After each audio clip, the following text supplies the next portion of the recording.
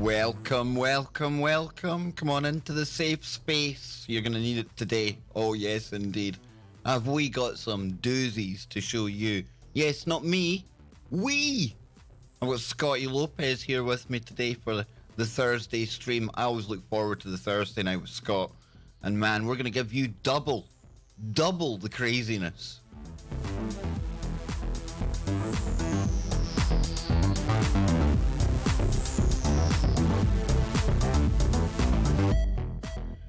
All you fine KBSers coming into the chat room there. Who have we got today? We have got Joe Ford, Nana, Jason, my friend. You've got a new wrench, Jason. I hope you noticed that. We've got Google Blows. No, it doesn't. I love my friends at Google. We all love Google here, right? We have got Polynation, Pat Studio, Gordon, the artist, Queen Goddess, my man, the Viking himself, Sidvich. Also, Jules. Well, scrolling up here, so many to look at. Hang on now. This is where I try not to miss anyone and offend them, but you know what I'm like. We've got Jill Fisher in there as well. Big welcome to you, Jill. Lothar, my Masonic friend. How is the lodge these days, my brother? I'm only joking, Lothar. Brian, good to see you there. We also have, scrolling up again, let's see, Aunt Nanny Granny. Love that name. Love it. Who else we got here? Susie Lewis. Oh, she's home from the traffic jam. She made it. Thank goodness for that. We would have held off, Susie. We would have held off. We would have waited. We would have. And of course, first in there today was the man himself. The guy who would like to have relations with my queen. Ugh. Oh, dude. That's like worse than some of the stuff we were hearing last night.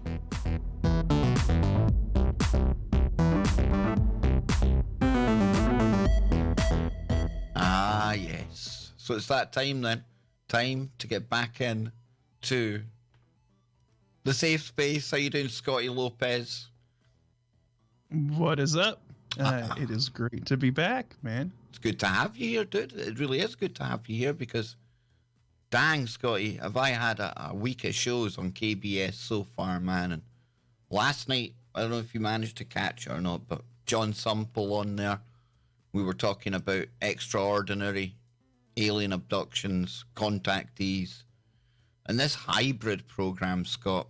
And we've spoke about the reptilians on here before and things like that. And you know me, I usually like to have a little laugh, a little joke. But as one of the people says in the trailer for this brilliant documentary, you know, not all aliens are nice, Scott. And after last night, dang, dude, that was a real reality check for me. But not only that, there was people in the chat room, you know, they thought they were going mad. They didn't know if there was anywhere they could turn. So thankful, so grateful that we were doing a show like this. Convinced them they weren't going mad. Heavy stuff, dude. It's kind of like the shadow people thing, right? You know, I mean, we've kind of,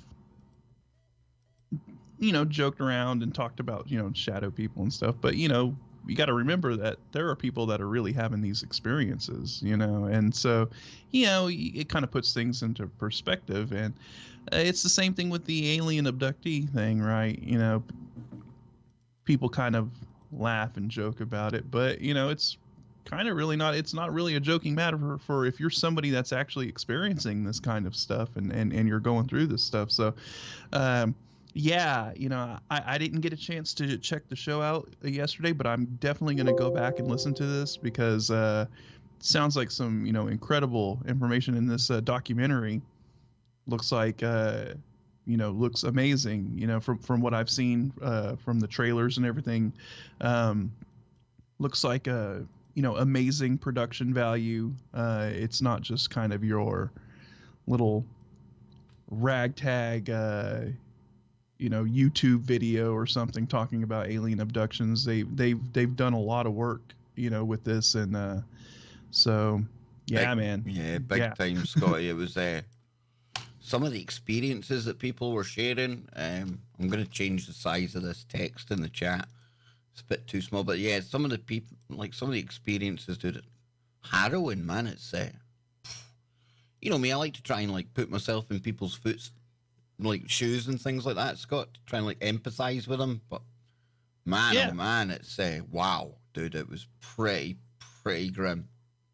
Because even then, okay, let's just say, okay, let's say maybe they're not being abducted by aliens. Maybe we're dealing with some kind of a mental issue or something. Still not a laughing matter, right? I mean, they're still experiencing something that it's real to them, exactly. Real to them, you know. So, but I definitely think that there's something going on with this alien abduction thing, and I'm sure I haven't seen the documentary, so,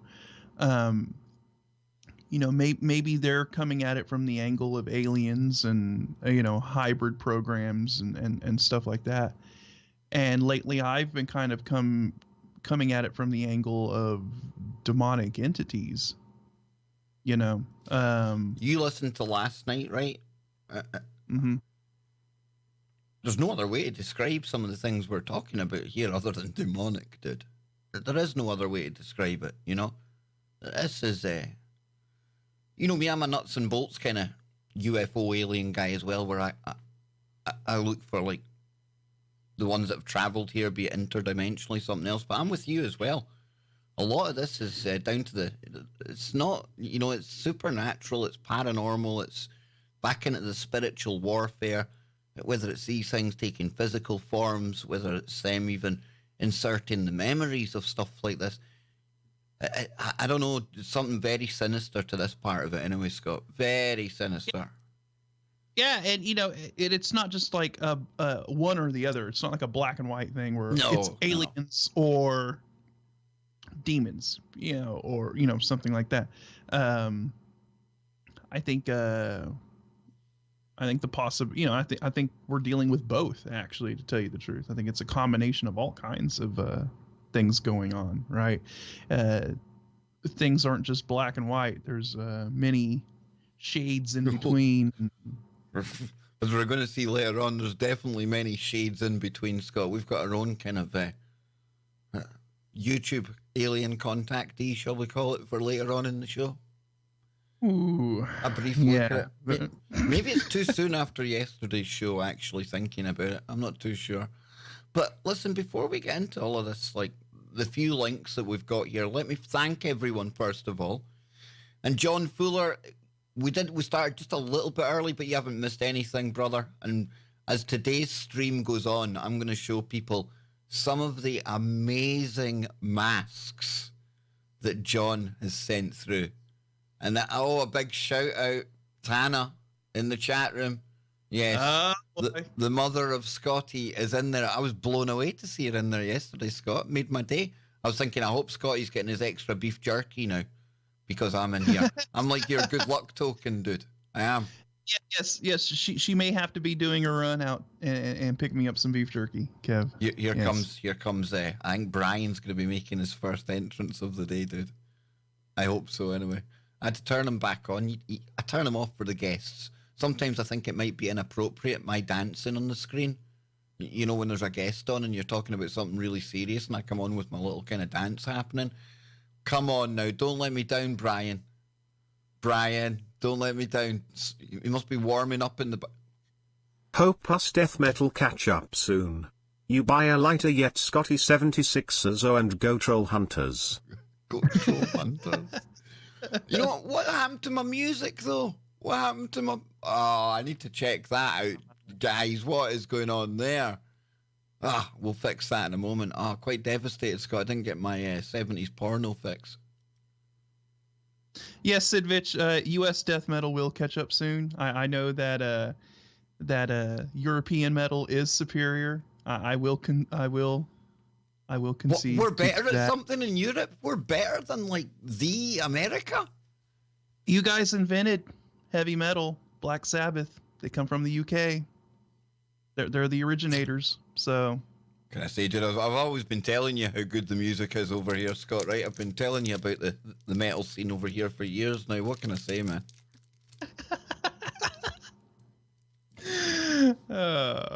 But, Scott, we got music as well. Excuse me. Need my chocolate fix, folks. It's a safe space. We can do stuff like that here. We can burp, we can fart, we can scratch our jubilee bits. It's okay. But I've forgotten what I was going to say there now. Oh, no. Remember Mikhail that phoned the other night, the amazing caller into the show? He's given us some music as well, and it's more along your kind of genre, what you're into. So what do you think of Mikhail's music, man?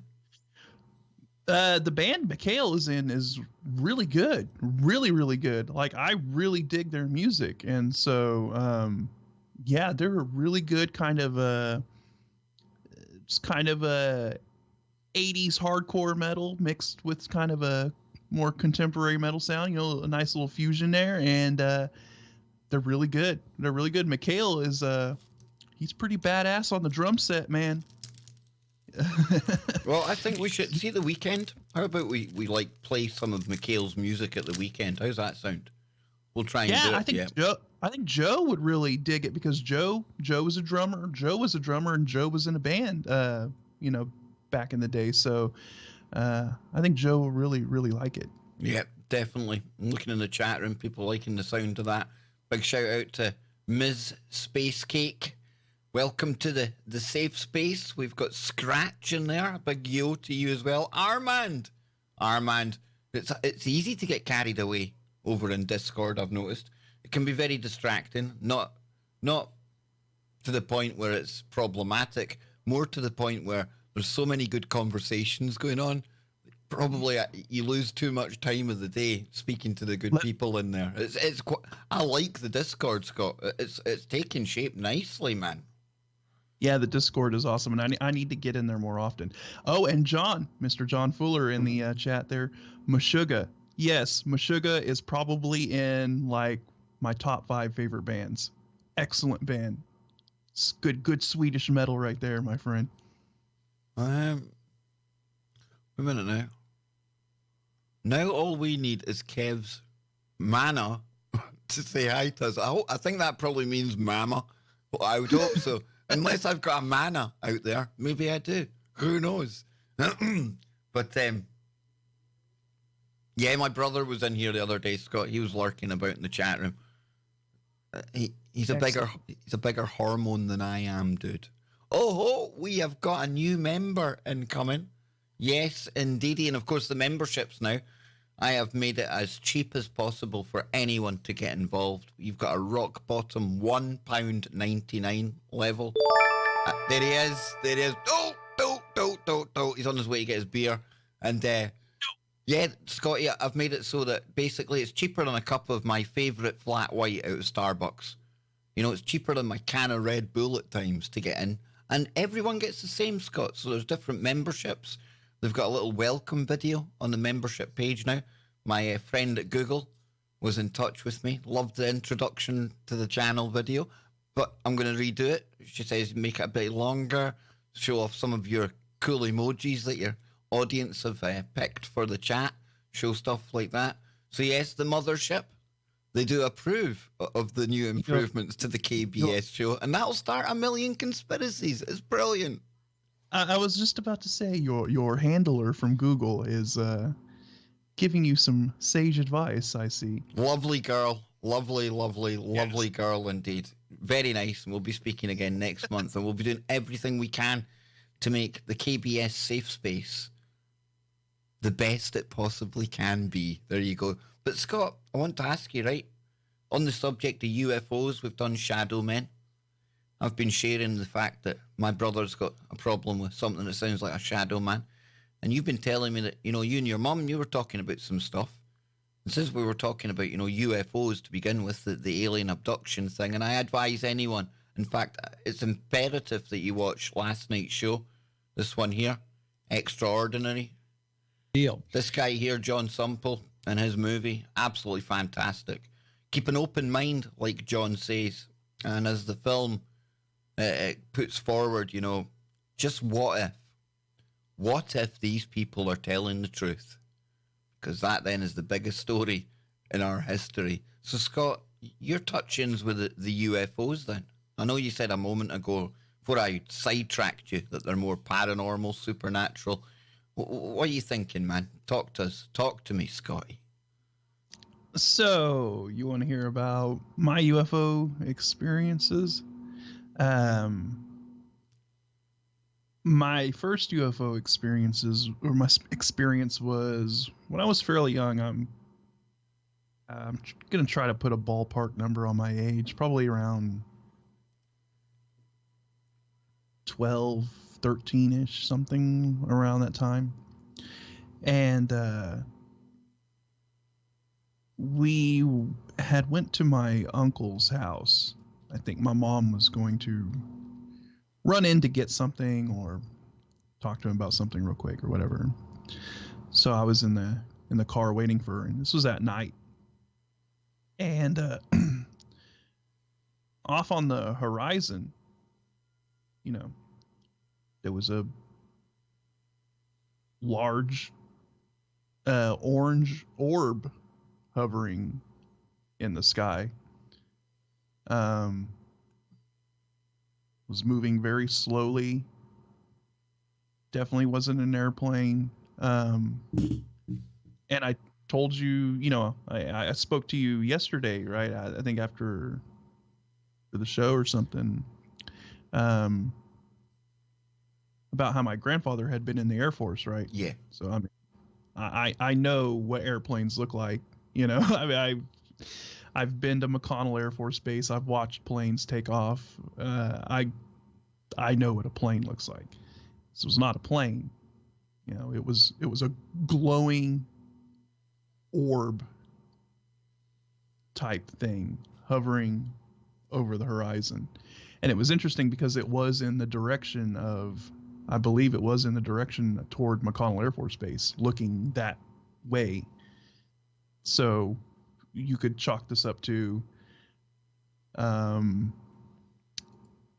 one of these UFO sightings near an Air Force base, which is kind of interesting. So that was my first one.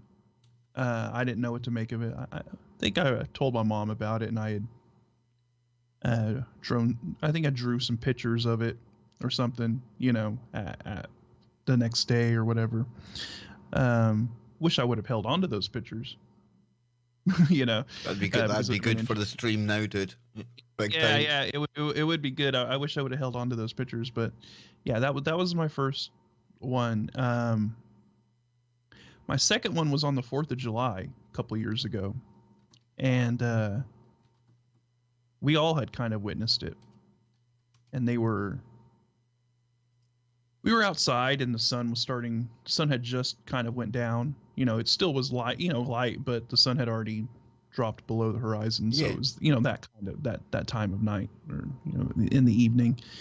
And, we're waiting for the big fireworks show to happen at the lake that's by us, because we can just watch the fireworks show from our front yard. We don't have to drive to the lake to see the huge fireworks show, which is pretty cool.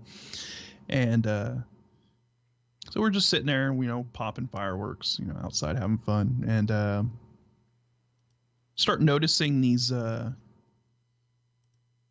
here we go again, orange kind of orbs. They were real small though, and they were multiple orbs. It wasn't just one. We counted probably there was a lot of them. And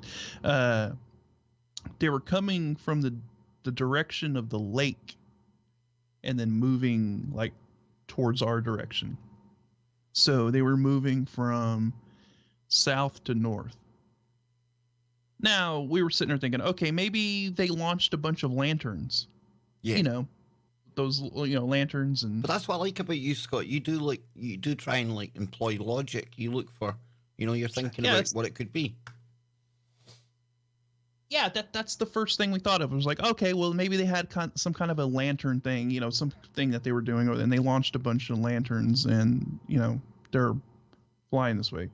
But then I was sitting there and I was like, they wouldn't be heading this direction, because the wind was blowing from north to south, and these lanterns, self-propelled lanterns, now they must be expensive, right? Yeah. So I'm going, well, that can't be, because they're going to follow the wind, right? So these things are flying from south to north, but the wind is blowing from north to south. So we wouldn't even see them if they were launching lanterns from the lake. So that was weird, and some of them were kind of blipping in and blipping out. Like you would see them, and then they would kind of disappear, and then they would reappear. I don't know. But by the time we were kind of trying to scramble and get a phone and film anything, they just kind of faded out and they went away. And so that was another weird one. So those are the two UFO experiences that I've experienced. Now my mom and my brother have. My mom has seen the old V-shaped flying triangle thing go over the house. Now, this would be the alleged, I say alleged, TR-3B type delta-shaped craft, yes? I think so, or maybe the more V-shaped.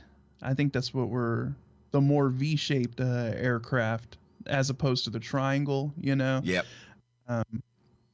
I think it was that. She could probably confirm it in chat if she's in there still. And I'm going to go to the chat in a moment, Scott, because don't you get distracted right now when you're talking? I'm just dropping some of the listeners' experiences in, and we can go over them after you've kind of talked about this.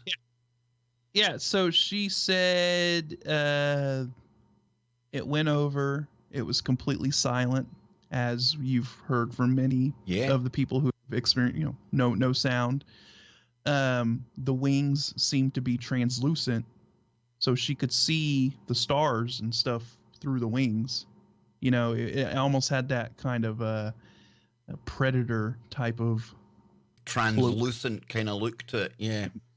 Translucent look. Now my brother, the one that sees the shadow, has the shadow experiences, he witnessed the same thing. At some point, I can't remember when he saw that, but he said he saw it too. Which is very interesting. And then my mom and my younger brother on another occasion were driving. This was in the day, and they saw a metallic orb. And it radically changed direction and shot off behind a cloud and disappeared.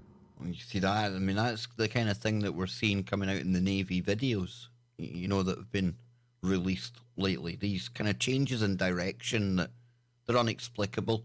The shape of it, I mean, by our aerodynamics, Scott, it's not aerodynamic. These things shouldn't even be flying in reality. And just to give you a taste of what's been coming in from the chat room, we've got our good friend Lothar. I seen a UFO. It was a round sphere, changed colours from copper to silver to gold to bronze. It was probably 16 foot across and round and flew at a fast speed. I can't believe what I was seeing, or I couldn't believe what I was seeing. No wonder, Lothar. No wonder. And this changing shape, changing colour, that's something that you hear about a lot as well, Scott. And then we've got Miss Space Cake again. Saw one in 2016 at Birmingham New Street Station. Oh, I've spent too many hours waiting for trains there. I have. I used to be based at Nuneaton, so you'll know that that's pretty close to Birmingham. That's where I used to get my connecting train. Oh, Birmingham New Street, nightmare. So it says mind-blowing and in brilliant sunlight. It looked like something from a sci-fi film. That's the thing. The sci-fi movies, they pretty much get it quite right at times, Yeah. Now, have you ever seen like exotic metals, sometimes even titanium or something that has like a thin sheen of like oxidation over the top of it, and it creates like a rainbowish kind of the like light that, like the pearlescence you get for a car almost. Yeah. So it depends on like the way the sun is hitting it, depends on the color that you see and all that stuff. You got to wonder if like maybe some of these craft or exotic metals like that, and so the changing of the color that you see could be like the sun. Scott, I would be shocked if it was any kind of metal or ceramics or any kind of substance at all that we would recognize. We, I would be shocked if it was something that we have here on Earth. Does that make sense? Probably it's probably some elemental compound that we have no idea of how to that we just don't even have the ability to create. So I mean, our periodic tables like that. What if the real periodic table, when it's done, is like that? Do you know what I mean? Or like that? And I was talking about the crystal skulls yesterday. I mean, they talk about all the subjects and all the secrets of the universe in these 13 encyclopedias. And I would imagine one is all to do with math and physics. And, our top boys will be sitting looking at it going, and girls, they'll be sitting looking at it going, dang, what's this all about? But yeah, I mean, if you look at sort of the what's been talked about in the Roswell crash, right? Like the exotic metals that were supposedly found. It was like a tin foil. You could crunch it in your hand, but when you would let go, it would just pop back into the shape that it was. Just a weather balloon, Scott. Just a weather balloon. Yeah, just a weather balloon. We all know weather balloons are made out of exotic materials that just kind of reform to their shape whenever. Of course. And we had one more from the chat room I've seen, and this is a common kind of story as well. The Black Triangle, Scott, and that is where you get into the realms of TR3B, TR3C as now as well. Although I haven't seen the alleged kind of schematics between the difference, Scott, between the TR3B and the TR3C. And there's a famous photo of the Black Triangle. It comes out of Belgium or France. And it still gets used to this day, despite the fact that the guy who posted the image shows how he faked it. And the most famous image of a TR3B is still pushed. I see it on History Channel. I see it on Discovery. I see it in UFO documentaries. And you can go literally to YouTube and watch the guy who posted the picture showing you how he done it. And that's not to discount, Scott, because people have seen these black triangles, but I still almost shake my head and want to bang it off the desk when I see reputable, really good documentaries and things, and then they show that, and I think, oh, come on, you just spoiled it. It's become such an iconic photo that even though it come out that it was faked, it's kind of used as the go-to for a representation of UFO sightings. There it is. There it is. There it is. Yeah. Kind of like the famous Nessie photo, right? Yep. That everyone knows, that ended up being faked. But what photo is used whenever somebody's talking about Nessie? It becomes the iconic photo. It becomes kind of the meme for the story. It's your brain. You know how we look for patterns, Scott. When we hear that word, those images come into our mind because they're so ingrained. And what Empyrean went on to say was, I saw a black triangle, but not a typical one. No lights at the corners. That's encouraging because the lights at the corners seem to have the amount of triangles with lights at the corners dramatically increased after that fake photo we showed a minute ago, because everyone was seeing the ones with the lights at the corners then. It says, but it was very black silhouette against the dark blue cloudless night sky and didn't fly away. It faded out over a period of 30 seconds. That sounds absolutely brilliant. And I remember when I was a young guy, maybe 11, 12 at the time, Scott, and I don't talk about it much because part of me doesn't know if it was an actual experience or whether, because I was with a group of mates, we got overcome with hysteria. Because we were walking through a really misty field, right? Really misty, Scott. It was like pea soup. You couldn't see beyond your hand in front of you. And there was a light that we could see illuminating the mist. Couldn't see what exactly that was, but it was strange. There was no noise again. It wasn't a helicopter. And then it went over to a field, and this was the weird bit because it went to a farmer's field. It kind of hovered in that general direction, and it went down. And I remember myself, my friends, we went running up the bankment into my house, and we were telling my mum. And when I look back on it, and it took me years to remember this had even happened, which was weird, right? I get that. That's weird that me, in particular, would forget about a potential UFO sighting, even if I was that young. But thinking back on it, I'm 50-50, Scott, because you know how three young guys together, you're all feeding off each other, you're excited, you're having a laugh, and then that energy gets going, and one of you says something, the conditions is like something out of a Stephen King movie. I don't know, dude. I don't know. That's why I'm not definitive about I've seen anything. I don't know. But that doesn't take away from the fact that you actually witnessed a light. Yeah, It was unidentified, Scott. It was a UFO, literally. I couldn't identify what flying object it was. Yeah, and nothing was making a sound, and it was an unexplainable experience. So whatever you may, the weird thing was, dude? See the field that it landed in? Because it's a small village, everyone knows everyone. And there was a number of sheep, not cattle, but it was sheep that were mysteriously taken out over the years, not just in that period of time, right? It wasn't like the next morning or anything like that. But inexplicable kind of things going on with the sheep at times. And I get we laugh and we joke about the sheep in the Highlands. No Highlander would do this kind of thing to a sheep, Scott. No. This the sacred animal. Exactly. No, I mean, but like I said, even if you do chalk it up to some kind of hysteria, that would come after the fact, right? Because y'all witnessed something. So the initial sighting, that would trigger the hysteria, but y'all did witness something, and it was all of you who witnessed it. So that's definitely very interesting. That's a very interesting a lot of talk about this in the chat room, liking this. The topics we've been on these days, though, Scott, it's like our chat in particular, the audience, they're on the same kind of frequency, the same vibe, and the Shadow Men. And after the show the other night, we must have sat and spoke for about an hour, right? About your experiences, your family's experiences, and your mum, dude.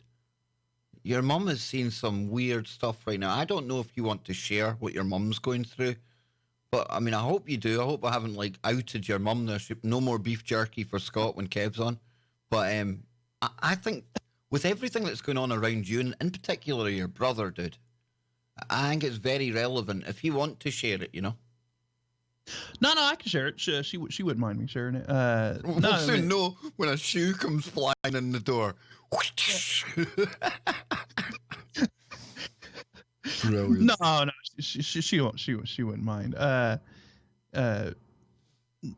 She doesn't really experience too much when it comes to this stuff either. You know what I mean? Yeah, it's mostly my brother. I mean, she's experienced a few things, but most recently though, she experienced what seemed to me would be a full body apparition. Yeah. That's the only thing I can explain from it. And she told me about it the next morning. She was like, "Hey, something happened last night. It was, it was weird. I don't know what to make of it." Or, well, what happened? And she said she was sitting in the living room, and she thought my sister was in the kitchen bending over getting something out of the refrigerator. And she was like, "Hey, Tori, aren't you supposed to be in bed?" Because it was a school night. My sister, it was already past her bedtime, and she kind of looked back in that direction. Nothing was there, and she was like, "Whoa," like, "Whoa," And so she got up, just to make she, peeked in the door. My sister was asleep. She was already in bed, and she said it literally, she thought it was my sister. It was like a girl or something, kind of bent over, behind the island in our kitchen, the kind of cabinet in the middle of the floor over there. And so don't know what to make of that. It just sounds like a full body apparition situation. I think we're looking at a full blown portal, Scott. Well, think about it. I mean, you've got shadow people, you've got shadow animals that your brother's been talking about as well. And now your mum's seen these apparitions, and I get it. I get it totally. Everyone knows that feeling when you're in the room alone and then somebody comes into the room and you don't have to look around to be conscious of them there. Your electromagnetic fields that most of us are totally unaware of, they interact. You get that feeling. You can tell when somebody's there. And we've all had that feeling, and then imagine turning around only to find out there's nothing there. And that's exactly like what Kenny went through in his bedroom when he's doing his music. You know, on the laptop, he thinks his mate's behind him, goes to speak to his mate behind him, nothing there. And then, of course, that went one further to being like Carmel, Maine. Literally a thing in the corner of the room. Yeah, exactly. And I think the other experience she had that I remember telling me about is that she was laying in bed and she felt somebody like touch her arm, or like you know, when somebody tries to wake you up, and she heard just as clear as day someone go, "Mom." And nothing was there. No one was there. See, when you're getting audibles as well as all the other visual stuff going on, Scott. And I've got Bill Bean coming on tonight. Bill will be on the show. I'm going to be getting Bill towards the end of the show to be saying a prayer on air. And whether you're Christian or not out there, remember what the power, what myself and Scott spoke about the last time we were on. Vibrations, words being spells, and even if you have no interest in the Bible or Christianity, that word Jesus Christ, it seems to come in handy in these occasions, Scotty. Yeah. Now, I mean, maybe you could chalk it up to her being half asleep, half awake. You know, well, like a in a half Harvard dream study would say that it's absolutely beyond doubt that what your mother experienced was a form of sleep paralysis. Beyond doubt, you know, beyond doubt. One study tells you that's it. You know, there can be no other explanation, Scott. All of this, from abductions to getting pinned down by an incubus or a succubus, or shadow dudes flying in and out like it's Grand Central Station. Oh, that's right, it's Grand Central Terminal now. Pardon me, I forgot my Mandela effects. You know, no, all of this, it's just absolute swamp gas. You've left your window open at night, you've been smelling the swamp gas, and it's paralyzed you. Nothing to see here, move along. How ridiculous is that? Yeah. You know, and that's why I threw that out there, because, you know, that they always chalk it up to something like sleep paralysis and all of that. I mean, that's what they would say would be happening to my brother, right? They're like, oh, he's just experiencing sleep paralysis.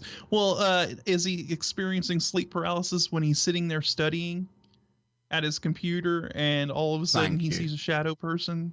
Yeah, what do you put that down? Is that just another whiff of swamp gas coming up through the drainage, you know? Yeah. Can you imagine how disrespectful that is, though, Scott? You know, like we were saying, you know, whether you believe in these topics or not, we'll go back to the film last night, the experiences that these people had, you know, literal bad things happening to them by entities, you know, reproductive kind of experiments going on. It's real to them, and can you imagine to have some shrink sitting there and telling you, well, actually, I can tell you exactly what's going on, madam. What's been happening is you've been suffering from sleep paralysis. None of this is real. Don't worry about that gouge that's out of your stomach there. Oh, and that phantom pregnancy that you had, it was all in your mind. Don't worry about it. Can you imagine how disrespectful that is? Dude, it's beyond comprehension, man. Yeah, definitely. And, you know, that's why a lot of people keep this stuff to themselves. Yeah. Right? They don't talk about it because of that very thing. You know, they're people just say, well, you're essentially just in a nice way tell them that they're crazy, right? And then suggest that they go to therapy or want to put them on medications or something like that, when, you know, when you know, the medical field and, you know, mainstream science is so close-minded to these kind of things that they're not willing to look outside the box or try and look at any other explanation than what they've been taught, you know. So yeah, that's why so many of these people, they just deal with it in silence, you know, suffer in silence with these experiences. And you know, that's tough. It's a tough thing to deal with. And now another interesting thing that I need to mention is, you know how we always you know, we've talked about mirrors, right? Oh, often, almost as much as forests. If we ever find a forest with a set of stairs and a mirror at the top, me and Scott are out of here. We're done. We're never coming back on air again.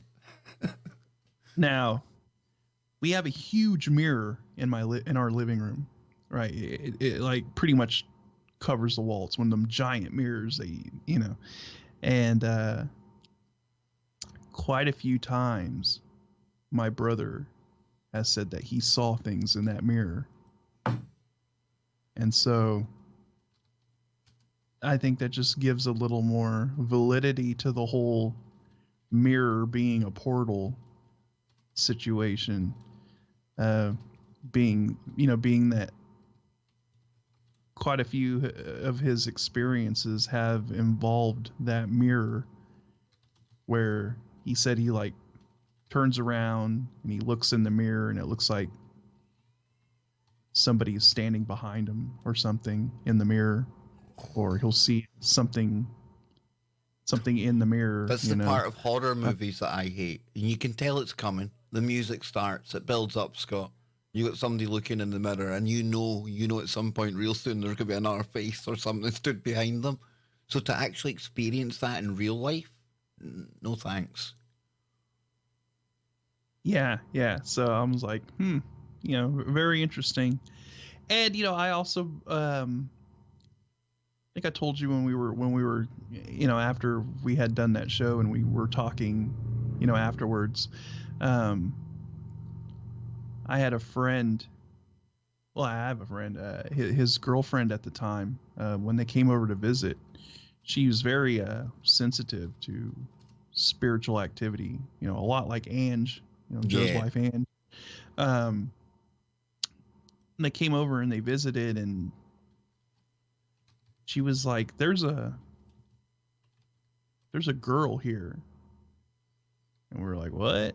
Yeah, she's like, "There's a girl here," and she's like, "I saw her behind. We have a huge tree in front of our house. It's a giant catapa tree. It's got giant leaves, Is that for the Nephilim? Yes, exactly. Nephil leaves. Yes, Nephil leaves. Yeah, you would think it was. If you saw the leaves on this thing, you would think it was a Nephilim tree for real. But she was like, I saw a girl by that tree, behind it. And we were like, what? She's like, I saw her when we were pulling into the drive, pulling up to your house. And she just kind of faded and disappeared, And I was like, well, what'd she look like? She's like, well, she looked like she was wearing old clothes, like from the 1800s, like Civil War. I need my Red Bull now, dude. You're taking this deep down the rabbit hole, man. I'm gonna end up having to like make sure all the lights are on and stuff like that. Yeah. So I never really thought much of it since then, but then taking into account my mom's recent experience where she thought it was my sister in the kitchen, It's interesting. That's a correlation. I mean, it could be a correlation. Yeah, like maybe that apparition was the girl that my friend's girlfriend had seen. Maybe that's the spirit that's kind of hovering around here, possibly. I mean, who knows?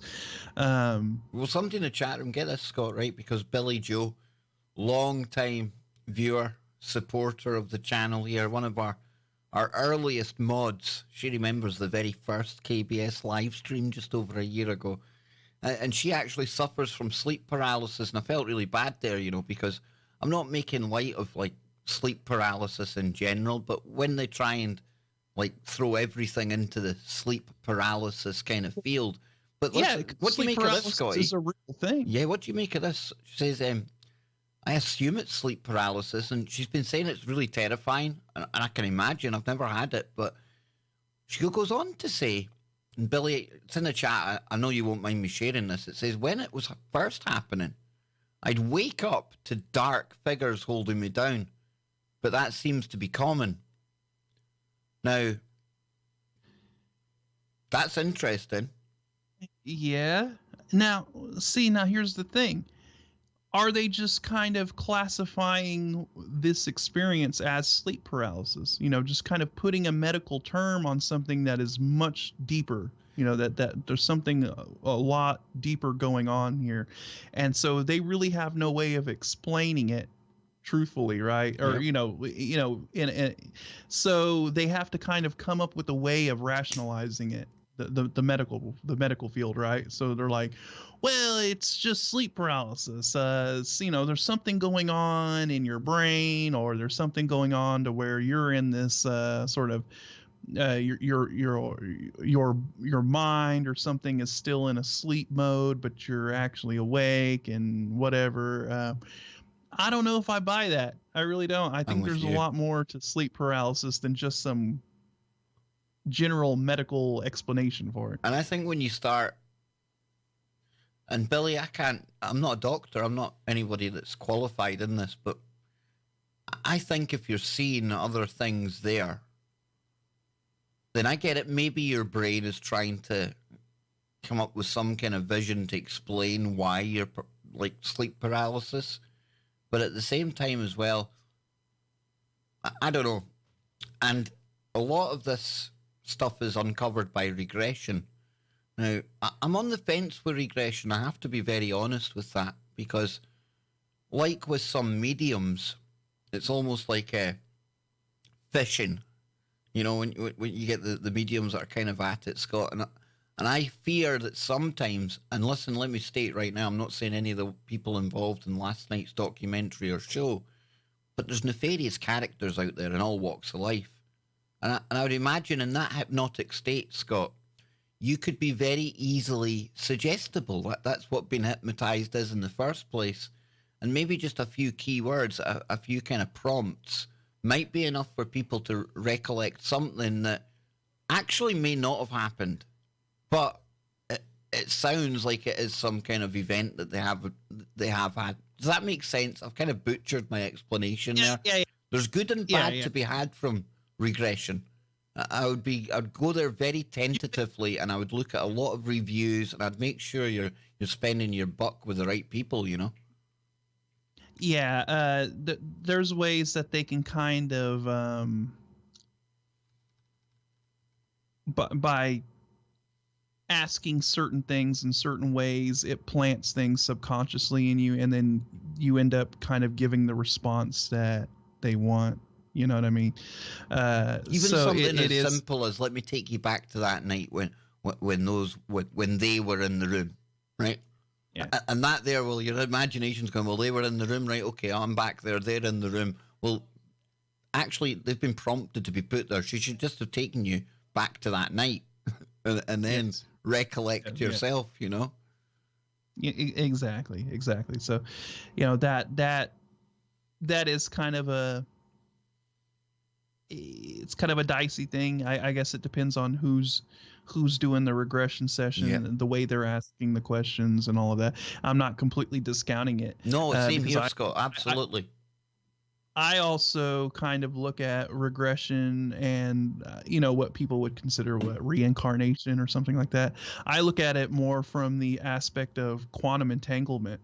I think it's a possibility that somebody's consciousness could be quantum entangled with a consciousness that existed in the past. That sounds like Graham Hancock's fictional book.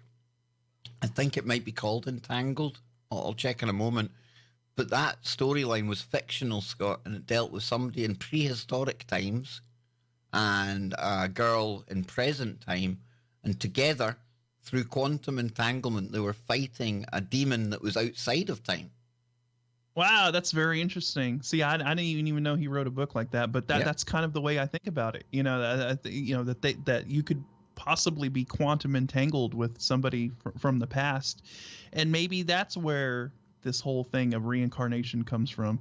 I don't know. Now I want to kind of address Fred in the chat. He asked earlier. He says, "Does sleep paralysis happen more often with people with depression?"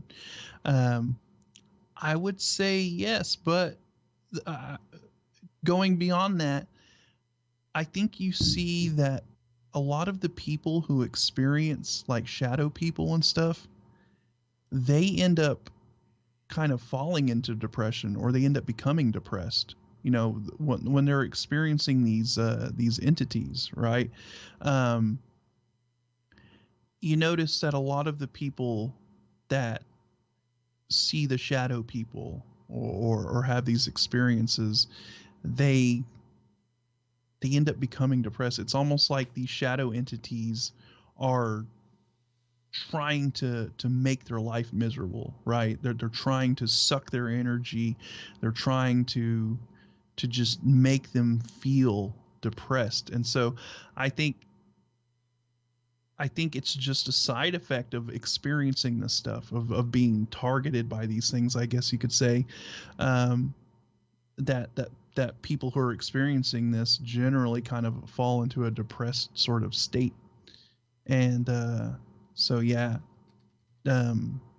definitely, I think a lot of people who experience this sleep paralysis thing, probably a majority of them, you know, have some kind, you know, suffer from some kind of a depression, you know.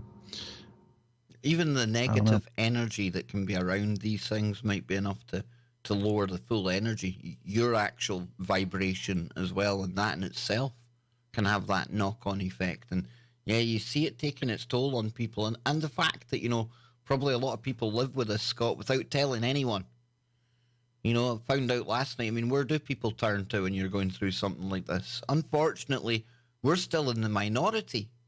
You know, the majority of people will laugh when they hear stuff like we talk about here in a serious manner. And that's why, you know, be it alien abductions, paranormal, shadow people, whatever people are experiencing, if they're having to keep it to themselves, Scott, that's a lot to deal with, dude. A lot to deal with. Yeah, like ZX just said in the chat, he said depression could just be a side effect due to the experience, you know, just the mental anguish. You know, he said just the mental anguish is enough to give you anxiety issues, right?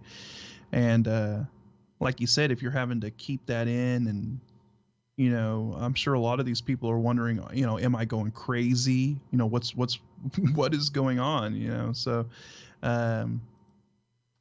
yeah, I mean, just going through the experience itself is probably extremely mentally exhausting. I couldn't imagine, you know. So Yeah, well, a big shout out to Ms. Space Cake. You know, you took me back on a nostalgic journey to Birmingham New Street, of all places. Imagine the places to go back to. But please, please, please come back again. I know you've got to go and get some sleep, go and get some food. And if you would like, and anyone out there would like to have this chat room experience 24/7, then all you got to do is email me at KBS Discord. Yeah, KBS Discord at protonmail.com. That's KBS Discord at protonmail.com. And what I'll do is I'll send you an invite to the Discord server. And there's always people in there. You've got Polly in there a lot. You've got Just a Guy who's going to be coming back soon, I hope. Fingers crossed. Big KBS shout out to Just a Guy. All of his machines and everything, Scott, totally hacked, brother. Totally hacked to the point where, oof, bad news. Bad news. who got hacked? Just a Guy. Ooh, wow, yeah, big time. Wow. Yeah, he's been sorely missed. He truly is. I love Shannon. Great guy, and yeah, he'll be back soon. Oh, Jonathan. Right, hang on then. Did you send me it just now, or could you send me it again, Jonathan? I'll go and pull it up. Jonathan Fuller Project, right? When he's sending me this, I'm going to step away for a moment as well, Scott, and I'm going to showcase one of Jonathan's brilliant pieces of work, right? But he says, yes. I designed a shadow person once, sent you a photo on Messenger. So I'll go and grab this just now. I'll be 5 seconds, Scott, okay? I'll leave the audience with you. You can take over the woo. Nothing like pressure on you, right? No. Okay, so I'll go ahead and go into some of my paranormal experiences. Now, I haven't had many. I'm like Kev, right? You would think that me and him would be the ones having these experiences, being that we like to talk about this subject, but you know, unfortunately, we're just not we're just not in tune to this kind of stuff as much as other people. So,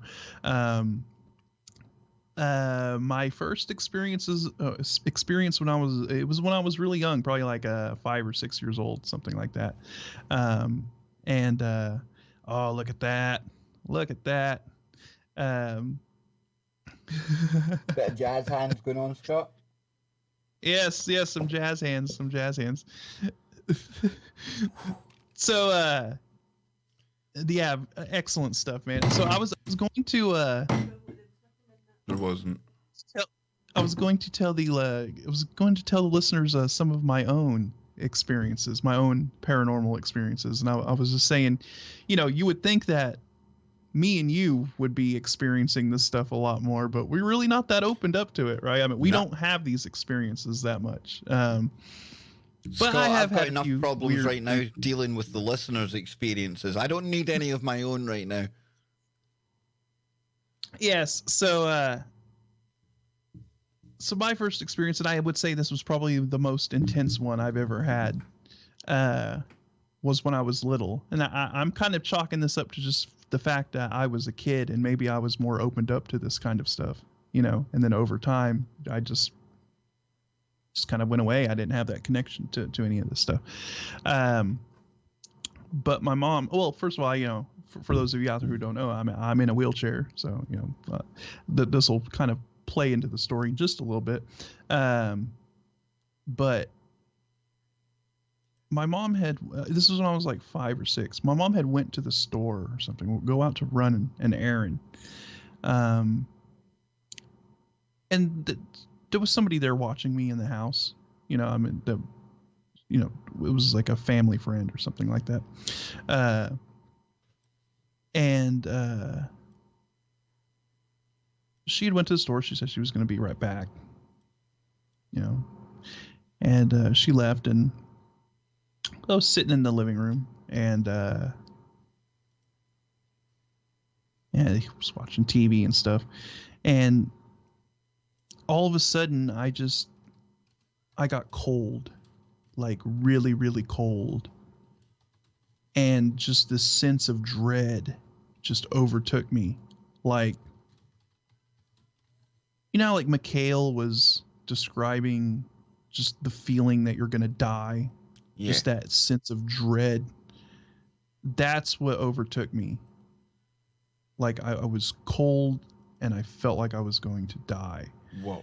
And when was this, Scott? This is like when I was like 5 or 6 years old. This is way, it was a long time ago. Probably, I don't know, 89, 90, something like that.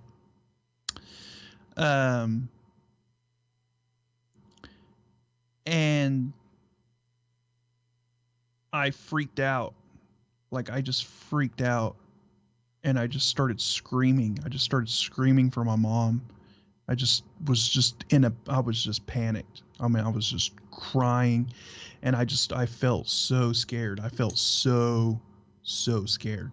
And I was trying to push my wheelchair to the door to open it up. And I was just freaking out. Now, mind you, the person that was there watching me was in the other room. Was kind of like, we had like a, I would say it was kind of like an entertainment room kind of situation. Another TV and stuff in it, Now get this. This is crazy. So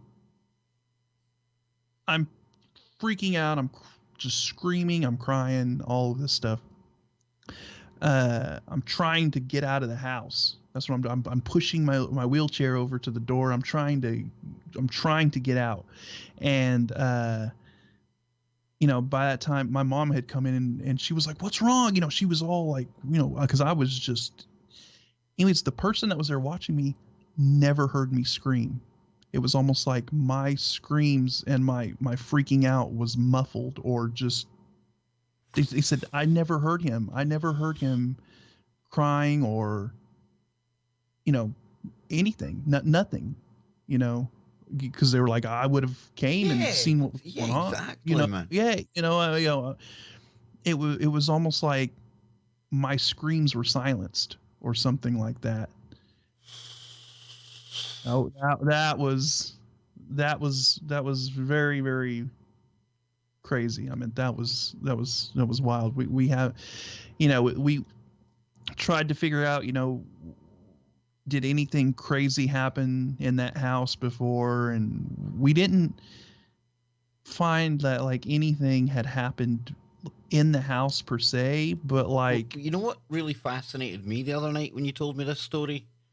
I think it was your granddad or somebody actually made a really big point of going around the whole place, blessing it, you know, every corner of the house and things. And it makes you wonder, Scott. Makes you wonder. I mean, I'm sure that probably happens with tradition, like your culture when they're buying a new house or moving into a new house. But at the same time, when you were telling me, it almost sounded as if he knew.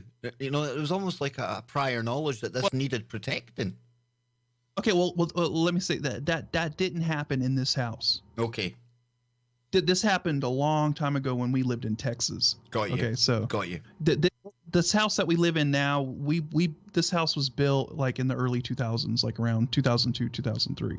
So yeah, that experience didn't happen here. That happened in Texas, and so I mean, we were trying to figure out like if anything had happened in that house, you know, and nothing had happened in that house, but I believe it was like next door or across the street. Some dude had hung himself in the garage. Whoa. So I mean, it was like very near to the location. You know what I mean? But a guy had killed himself. You know, he'd hung himself. That's the only thing we could figure out that may have been haunting that area, or you know, whatever. So yeah, I mean, that was the most intense experience I've ever had. Now, the other experience I had was much later. This was actually like probably back in, I want to say 2007, 2008, something like that. Back in the day, pre-2012, dude. Dang. Yes, pre-2012, back in the day, man. I was at a friend's house, and he said that he had experienced a lot of activity there. You know, and so he decided he was going to do a sage cleansing while I was there. Sage dabbing. And Works best with chicken foot. Yeah. Now,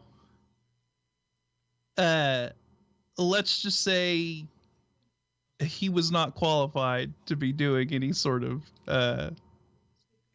you know, sage dabbing or It would anything be like as that. effective as me going about with the sage and the chicken foot. That's what you're saying here, Scott. And neither was I. And we decided to engage in this after, let's just say, quite a few shots of alcohol were consumed as well. And Say you it know, isn't so, man. say it isn't so. So I mean, there is that. Let's just say I think we aggravated the situation more than helped, right? So he's going around doing the sage thing, and you know, Okay, we're sitting there. I'm sitting here laughing. Kind of, I'm sitting here laughing as if like, oh, sage in the house.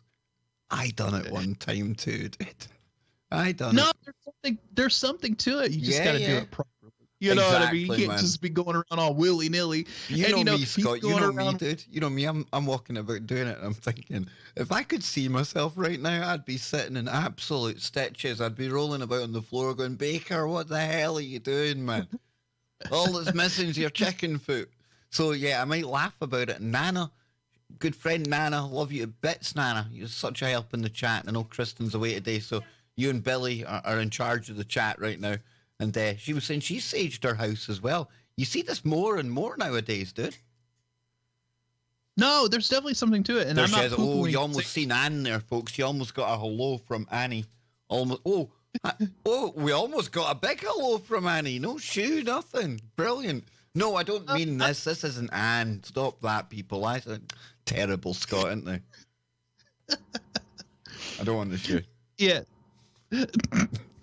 Yeah, so So yeah, you know, I mean, I'm not poo-pooing the sage thing. There's definitely something to it, right? You got to know what you're doing. You definitely got to know what you're doing, and definitely don't do it. Definitely don't engage in it after you've been, you know, consuming alcohol, and not only that, you know, he's running around the house doing the sage thing, and we're literally like being belligerent with the ghosts or entities or whatever. Like we're literally like trying to call them out and like cussing at them, and you know, as you do when you're drunk and belligerent, you know, come on, you effers, bring it, is what we were basically saying. You know, blah blah blah. You know, we're provoking them. Bill Bean would be sitting absolutely spinning in his chair right now if he could hear your approach to this, Scott. Yes, we were basically, we were saging the house drunk, and we were being belligerent with the entities and calling them out. That's what was going on. Anyways, so my friend sets the sage in an ashtray, right? And it's one of these big, huge, it's one of these big, thick glass ashtrays. You know what I mean? Like, yeah, the kind that murder somebody. Yeah, like if you were to throw it at someone, it would kill them, you know? So he sets it in there, and we know we're still sitting there being belligerent, trying to call these things out and, you know, get the F out of here. You're a bunch of pussies. Blah, blah, blah, blah. More fool you, Lopez. Yes. And all of a sudden that ashtray shatters. It shatters. It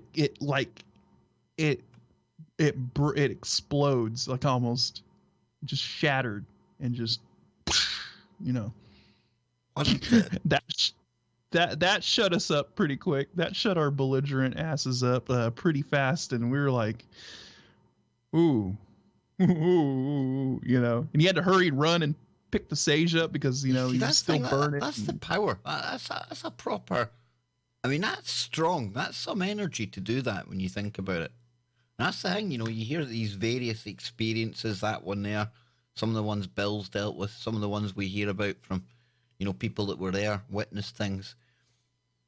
It's, I would hate to be in that kind of situation where it's all kicking off quite like that, Scott. I don't know how I could handle it. I don't know. And on the screen here, I don't know if it was a good time to bring it up when you were telling those scary stories, right? But there's John Fuller again, the Jon Fuller Project, folks. Check it out. That's one mask. That is only one mask that you're seeing here. Okay, and I've got another one beside me. I'll show you in a minute. There was an alien one as well, Scott. Grey green alien, and it's my favourite. And I've said to John, listen, I'm not going to wear it for a few days because the serious topic last night about the abductions and everything else, and I know for a fact I've said it, you know, I say it all the time when we're talking about To the Stars Academy, the mainstream media, they went from like wearing funny green alien masks and rolling out crazy music and making fun of it to being serious. And I was thinking, well, if I was to put this on, how am I any better than those people out there making fun of it in one hand, you know, with the mask on and everything, and then trying to be serious, you know, hours later, like last night on that show. So Jonathan understands why I'm not revealing the alien one right now. But this one here, and I want people to appreciate, and like came in from work yesterday, I got off the stream, I done my Mr. Doubtfire thing. Yeah, I'm toxic. I can't call myself Mrs. Doubtfire. Deal with it. I'm Mr. Doubtfire. So I done the dinner, and myself and Kevin, being the toxic men that we are, we thought, will we do it? We will. So Kevin, he sat on the couch with this mask on. I hope you can get a good look at this here. Get a good kind of idea for it, a good feel for it. So he sat there with that mask on the couch, and I went and opened the door for Anna, went running into the kitchen, and I had on the other one that you see there. And I just had the back of my head to her, and I could hear her freaking out already. What's going on? What's going on? She ran into the living room to get some respite, Scotty, to try and get away from it. And there's Kevin, all like 7 foot of him, sitting there with this thing on, and his hoodie up round it. Absolutely brilliant. Brilliant, priceless. I wish I'd filmed it. I wish I'd filmed her reaction. I really do. That's awesome. That's awesome. And man, John, those masks, dude, your skills are so awesome. I mean, Amazing, amazing. And we talk about that genius that sculpted the very, very salacious looking sexy foot. I don't, yeah. I don't want to say the V word. I don't want to trigger the old algorithm out there. But we're now in touch with the guy that created the foot, Scott.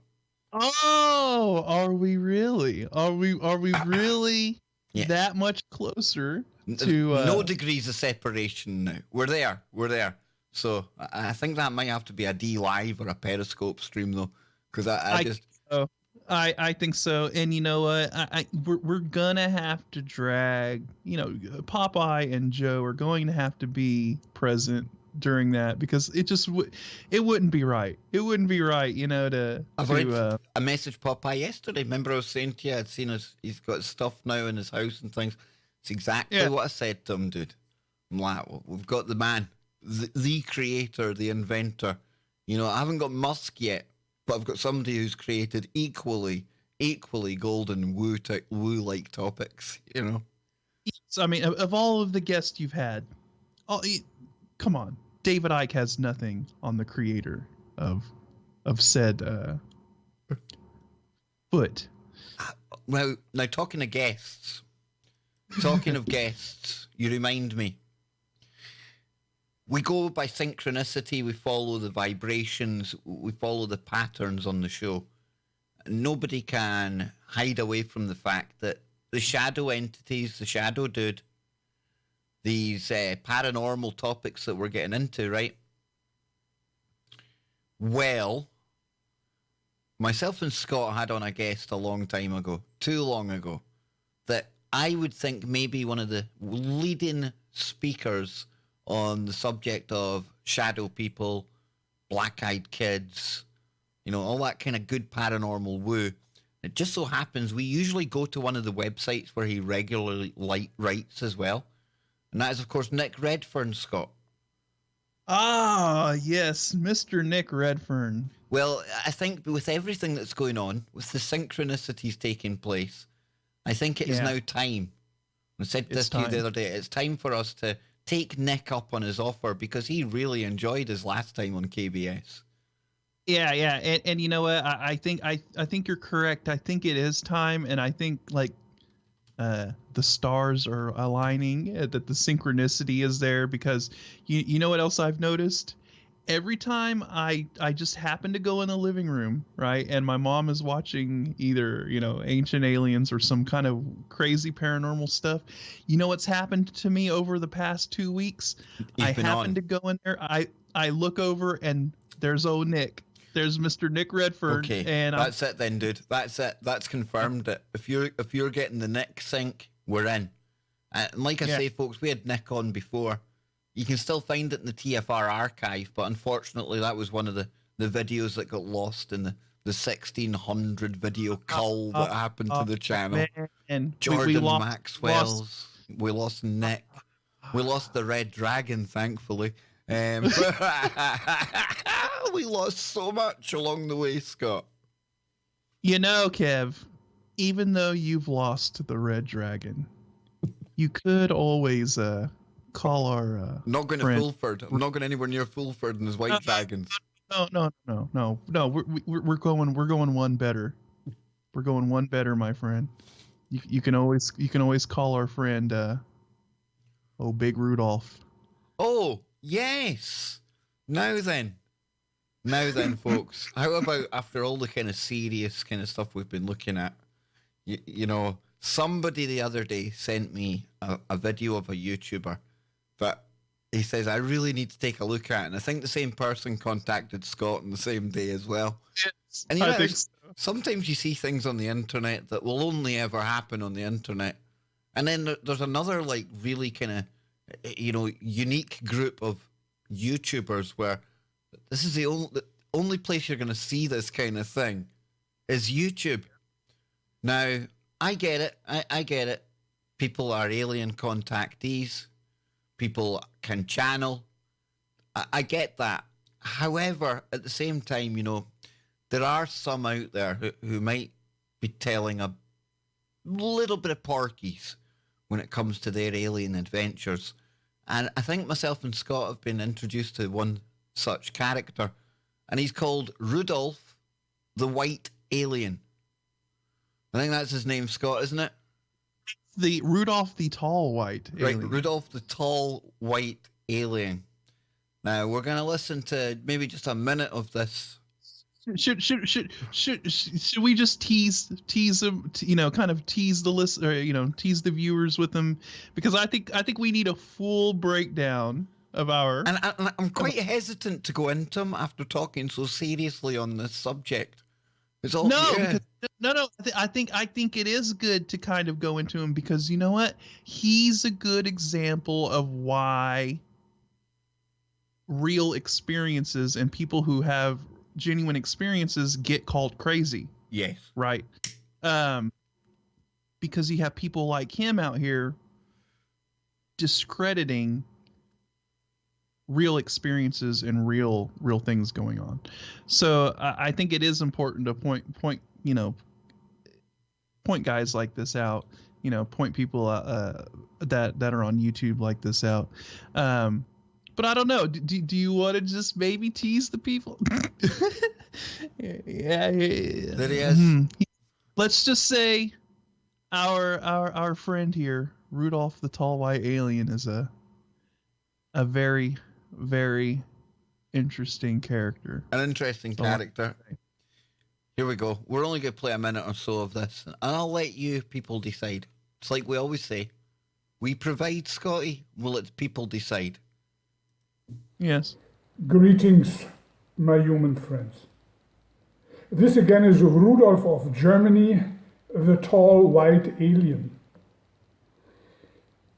I will use this opportunity before I speak to you to give a short message to my fellow tall white aliens who are on this planet and need to be advised about a very important matter. Prepare yourself, folks. He's literally going to talk to his white alien buddies on the planet here. This isn't what you're expecting, trust me. Please have a little bit of patience. I will be with you in a moment.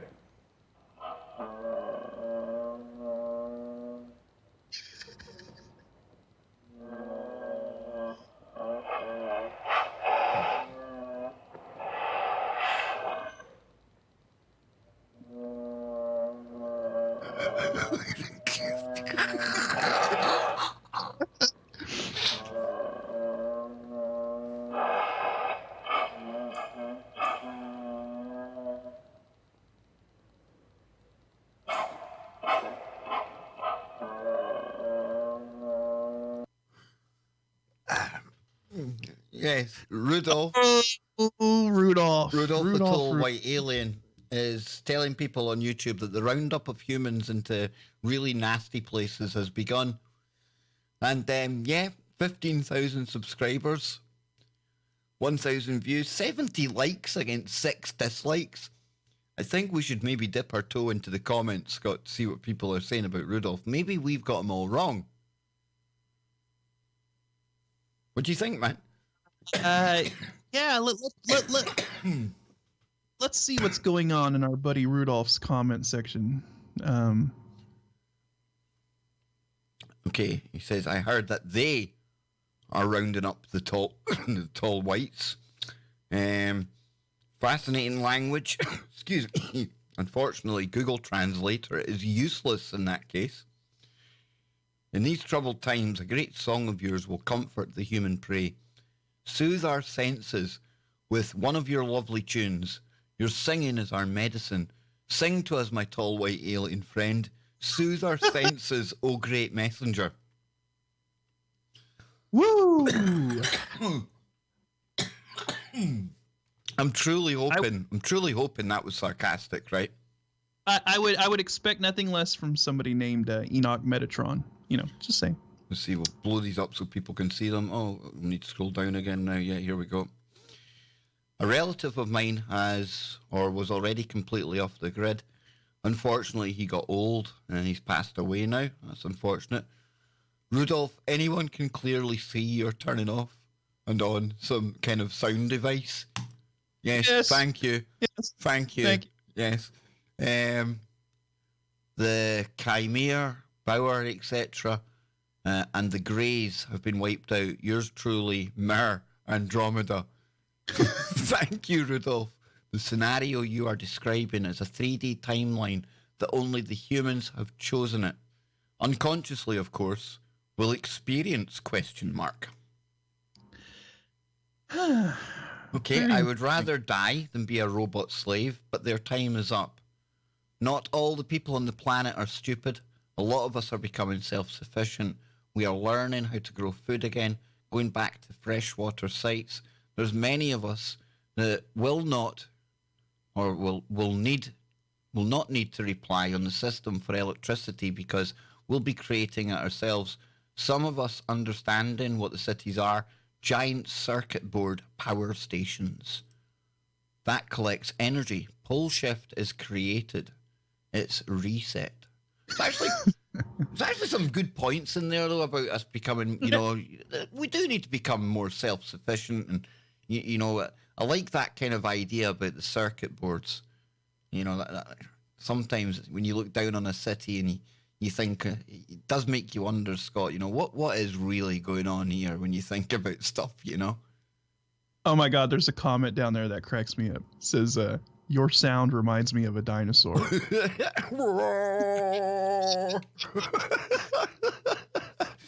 I've probably triggered some white aliens out there. They're going to come and get me now. Rudolph, we already have new gods of the earth, and it's called the cell phone. Well, how many people are absolutely glued to the cell phone, man? It's pretty mental. Thank you. Agree with much of what you say. Please remember the human power of love. That memory has been taken from us. It changes everything. Rudolph, your language sounds like my neighbour's mule run backwards. Good point about the love, though. Rudolph, the tall white aliens, can I interview you on my channel? Thanks. You see, way back in the day, would I have got Rudolph the Grey Alien on KBS, Scott? Do you think I would have gone down that avenue? Maybe around the time of the dragon, Rudolph may have been on the table. Yeah, maybe he was on the table. Our alien connection. I knew it. This is the third video I'm doing today, and this video will wrap up a small series of 3 videos. And if you have seen the last 2, you know what I'm talking about. We haven't, so spit it out, dude. Come on. This is Rudolph of Germany, the tall white alien. And I've explained to you before that the magnetic field around planet Earth is weakening and invites, in this particular circumstance, sun winds, which are dreadful, and eventually there is a pole shift happening. What's that got to do with Greta, dude? And all of this is well known to most of you. But what you don't know is the connection to the climate hype which is going on right now. Yes, there is a connection between the catastrophe which has hit our home planet and diminished our psychedelic mushrooms, and in turn just... Yeah, now that explains a lot. Okay. This explains a lot. This is starting to explain Rudolph's stance on everything a lot more clearly now. Absolutely, when you're in a mushroom-induced state, this starts to make a lot of sense. It's a very, very big catastrophe, which leads eventually to the situation we have now, which is beginning now, the weakening of the magnetic field. John in the chat room, I need to sculpt this guy. Just give him some freaky hands and he's going to look like Freddy Krueger anyway, right? He does have a very unique look. Let's just put it that way. And I've got to give our buddy Rudolph a good Armand. Armand, his glasses are triggering me. Download toilet time. Me thinks. I was about to say his glasses. You know. Oh well, we're almost running out of time, Scott. Right? We've got a couple of other things here. Story update briefly. Right? Get your take on this. We'll show the headline here. We'll show what's happened. We talked about this crazy banning of hand signals the other day, Scott. And boy, oh boy, here it is. It's coming home to roost now. Despicable Him, Universal Studios employee playing movie character Gru, is fired for pulling a white power OK sign while posing with a black 7-year-old autistic girl. And there is the picture right there. And Scotty, we were talking about this the other day, right? These hand signals and things. You brought me this story yesterday. Of course, me being in the EU, I wasn't getting the story until the Daily Mail covered it. But talk to me, man. What's going on here, man? Dude, this is ridiculous. This is so stupid. We've now, I mean, if we weren't in clown world already, we are definitely in clown world now. I mean, come on. I know. I mean, what can be said about this? Do you think this could even be some kind of setup? Like somebody from, the other side of the debate trying to make the right look like this kind of racist kind of entity and things like that? You know, when you see churches and synagogues attacked, 9 times out of 10, it's actually the people that actually worship there trying to make the other side look bad. That's just a thought I had, Scott. It probably isn't, I know that, dude, but in this time of propaganda wars, who honestly knows? Yeah, and you've even just had a story recently where a black girl had said that, oh my God, they had zoom in on it. There's the offending hands. Where some African-American girl had said that she was held down by 3 white students. And it was totally made up. Yeah, and they cut her dreadlocks or something, and it was totally made up. And I don't think it was the girl that made it up. I think it was her parents that probably orchestrated all of this, and it came out, and of course they had to apologize and all that. But this is an example of that. But the OK hand sign, right? Look, there's also a thing called the peeking game, right? Where you do the OK hand and you get people to peek at it, right? That's been around for years and years and years. That's not anything new. That's not something new. And maybe this guy, whoever was in this costume was doing the peeking game, right? Or not even that, right? Like I've seen many times where, the guy or the person dressed as the character and the kids, and the kids come up and they give them the OK hand sign, like, oh hey kid, you're doing okay, okay, you know what I mean? And also, now we can't do that. Armand in the chat room, I think we brought this up the other day as well. I think it was Armand again. So what do divers do now when they're signaling that it's okay? And I just done it there, and I bet you the algorithm's going to catch that. It's going to catch that hand signal, and it's going to say that I'm a bad person. Do you know what I mean?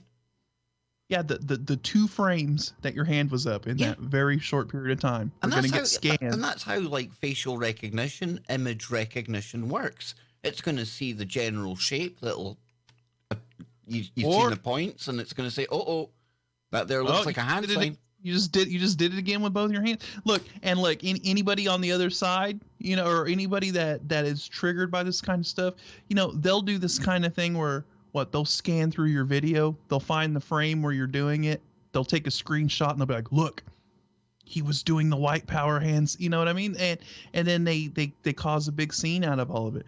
It's absolutely ridiculous. Oh, okay. What about well, what about people? Wait, we go back to the picture a minute. Wait till we go back. Somebody says, well, the kid's making a hand signal as well. Yeah. What does that mean? Can we say that means something? Does that say look, the other little kid? He's doing the OK. See, that's See.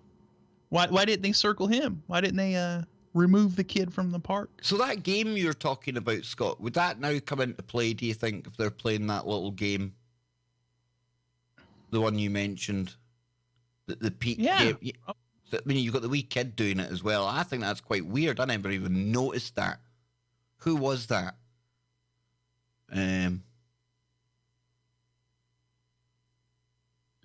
Somebody in the chat room pointed that out. Did it as Tim. Thank you, Tim Greenglass. I hadn't noticed that.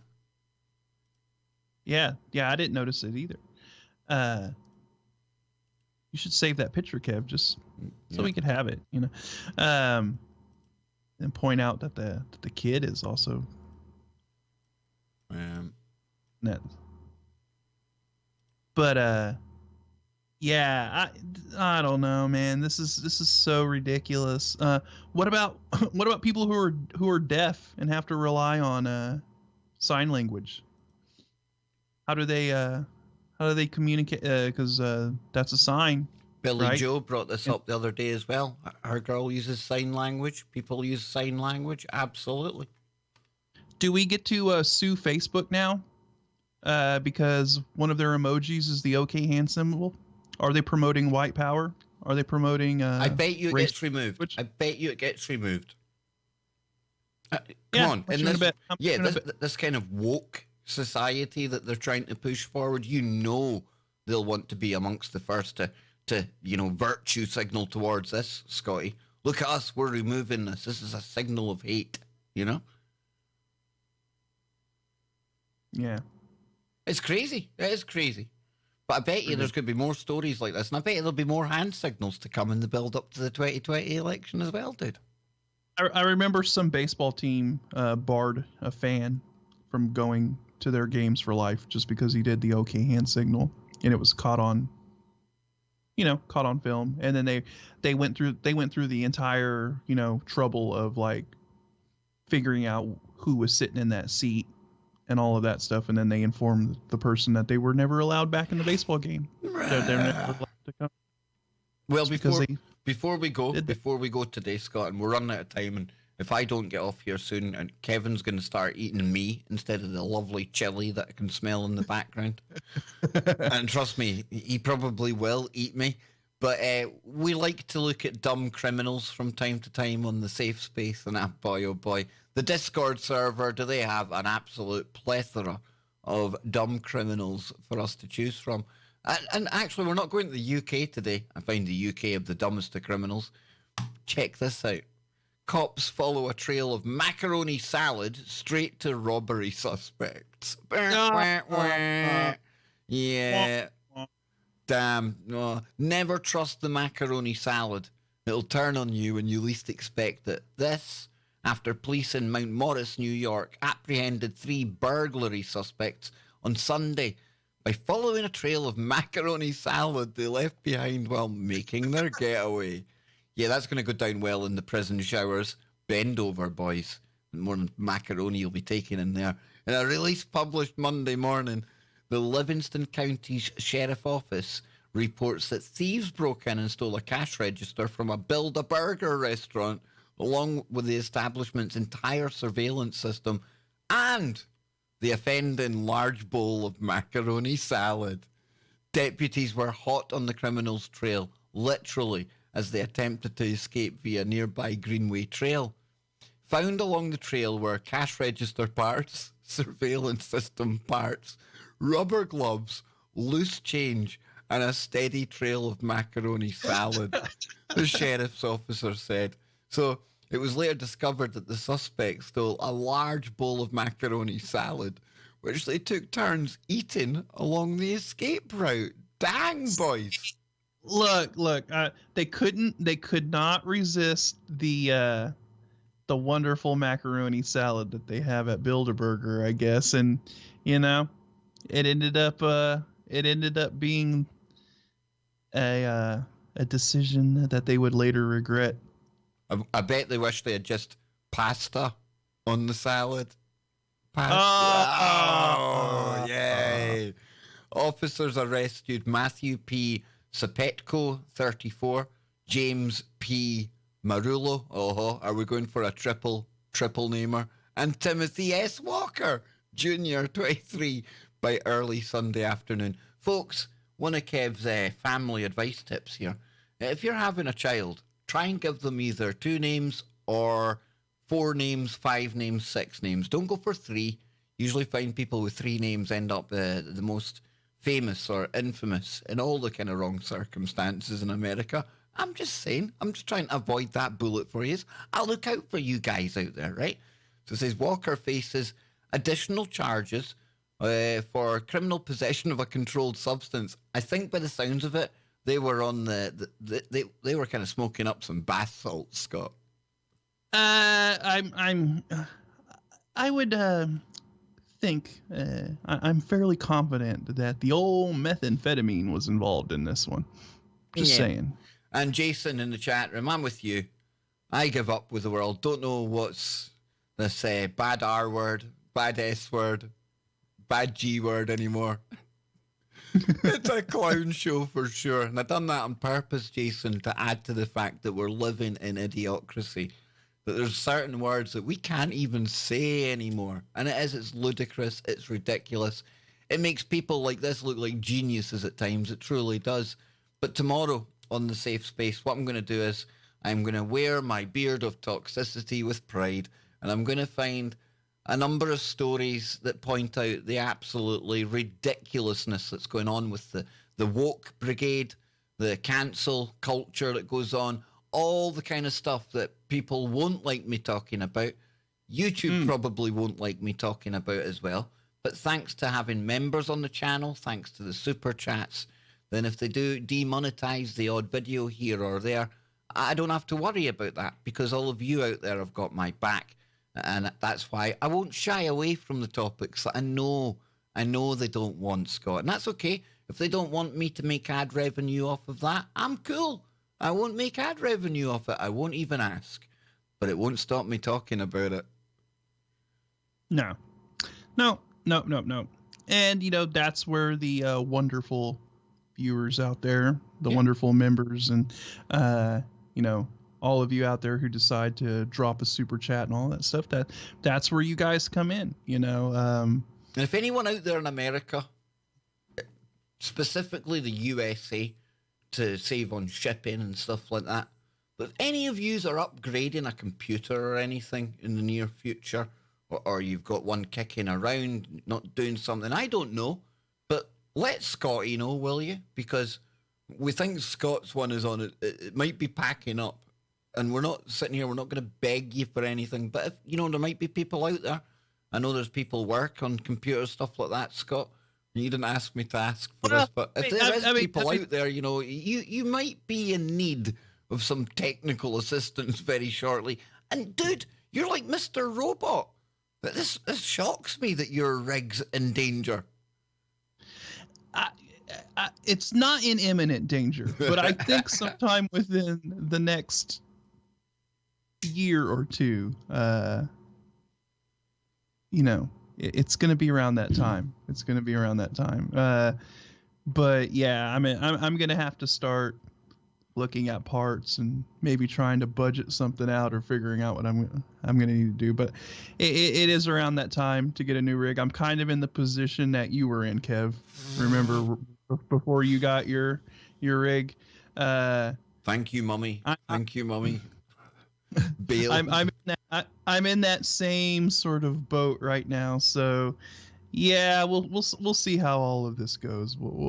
I'll get something figured out. I am the master at working with what I got. So Exactly, Scott. Santa's coming soon. Fred, you nailed it. We'll get that creepy big dude in the red suit to visit Scott.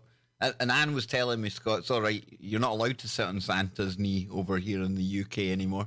You can't. Yeah, there's got to be like supervision and arms. Tessa in the chat. Your husband still runs Windows 98. Nice. Wow. That is what. How does he even get online? Does he even get online? Because most websites, I don't even think anything runs in Windows 98 hardly anymore. That is wild. That is crazy.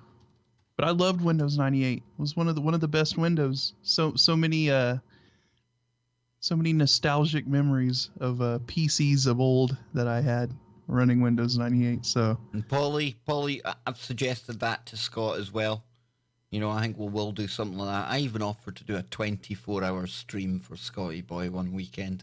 We can get a little bar down there. Dude, you know I'm addicted anyway, right? I could probably do a 24-hour stream anyway. I love you to bits. So why not combine the two? If you were to do a 24-hour stream, then I would absolutely join you for that 24-hour stream, because I'm not would nip in. Yeah, we would have Charlie Robinson. He would nip in. We've got Ryan. You know it'd be. By the time the 24 hours is up, we'll be thinking, well, we should have done 48. Absolutely. So, folks, listen. I've had a blast today. I hope you've enjoyed. And Billy Joe, you're a badass as well. You are all badasses in the chat out there. Absolutely. Yes. And hope you've enjoyed our little kind of conversation. Mainly Scotty sharing his experiences today. And remember, on KBS next week, we're going to be opening up the phones a hell of a lot more. And whether it's simulcasting or just over on the TFR, the home of KBS, maybe the weekend streams, definitely Freaky Friday. I think we'll open up the Freaky Friday phones the last hour tomorrow, because so many people have so many stories to share with us. And exactly, Fred, Red Bull should be sponsoring me, in that way I could get Scotty a PC. So Red Bull, get in touch, please. Probably get done for product placement. I need to get going. My son is about to eat me. He's got the chopsticks ready. He doesn't really, but Scotty, absolutely awesome, man. Yes, and I shall see you guys tomorrow. We shall be shacking up once again for Freaky Friday, and then we'll be rolling into the weekend stream, and I will be back next Thursday on the Safe Space. So. And we'll most likely be simulcasting tomorrow. Scott forces me. So does Joe. I hate simulcasting. You know me. I'm not a fan of it. So, okay, I'm joking, folks. I'm joking. But we are out of here. And don't forget, tonight, Bill Bean is going to be live on TFR in hour number 2 with me. I kick off at 10 p.m. in the UK. That's 5 p.m. on the East Coast, 2 p.m. on the West Coast. And Bill will be on for hour number 2.